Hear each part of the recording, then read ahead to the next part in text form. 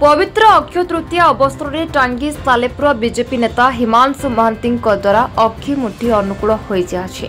टांगी चौदर ब्लॉक कृषक समाज और ग्रामीण खाउटी भंडार आनुकूल्य पवित्र अक्षय तृतीया उपलक्षे अक्षय मुठी उत्सव और कृषक समावेश मादिशक्ति पीठ परिसर में अनुष्ठित हो जाए।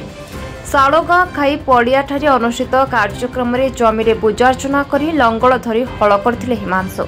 परे पूजा कर धान बिहन को चाष जमी सिंचन करथिले।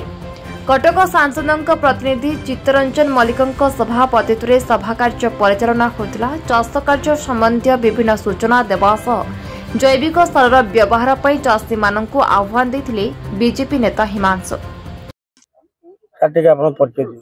हिमांशु महांती युव संगठक टांगी सालेपुर। कौन कार्यक्रम आज अक्षय तृतीया प्रथम अनुकूल कराए चाषी मान बड़ पर्व एवं ये पर्व रे धान बुणा जाए बालुंगा नुह। कारण आज आम श्रृंखलित भाव में धान हो आगू जीव बोले आशा कर अंचल केमि विकास हम चाषी जदि खाद्य न थाए ताहले आमे कौन सी लोक जिते ऑफिसर हो कि साइंटिस्ट हो कौन सी बुद्धिजीवी हो खाद्य नथिले किछि हे परिबो नै। सेथिपई आमे चाषी को आज आह्वान करूछु समस्त चाष जोग देबे एवं आगु को मध्य जिबे टांगी सालेपुर विकास करिवे।